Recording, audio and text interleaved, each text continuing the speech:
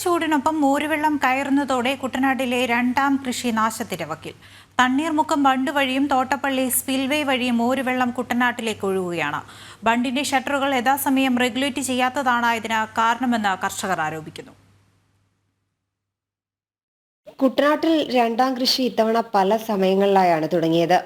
10 ദിവസമായ നെൽച്ചെടികൾ മുതൽ 1 മാസം പ്രായമുള്ള നെൽച്ചെടികൾ വരെയുണ്ട്. വേനൽ ചൂടിനൊപ്പം ഉപ്പ് കലർന്ന വെള്ളം കൂടി എത്തിയതോടെ കർഷകർ ആശങ്കയിലാണ്.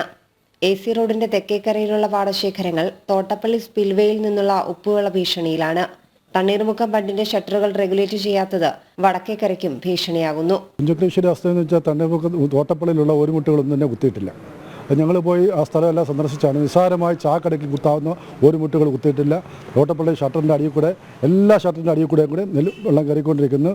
പൊഴി അടച്ചിട്ടില്ല. പൊഴി അടയ്ക്കാത്ത കാരണം വളരെയേറെ ദോഷമാണ്. അതായത് തകഴി, കുന്നുമ്മ, വൈശുംഭാഗം, പള്ളാത്തുരുത്തി ഭാഗങ്ങളിലെല്ലാം 1 മാസം ഭാഗമായ വിധയാണ്.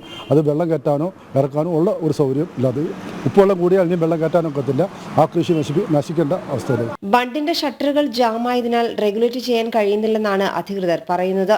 തണ്ണീർമുക്കം ബണ്ടിന്റെയും തോട്ടപ്പള്ളി സ്പിൽവേയുടെയും ഷട്ടറുകൾ യഥാക്രമം റെഗുലേറ്റ് ചെയ്യാത്തതിനാൽ വൃശ്ചിക വേലിയേറ്റത്തിൽ മടവീണ് ഏക്കർ കണക്കിന് കൃഷിയാണ് നശിച്ചത്.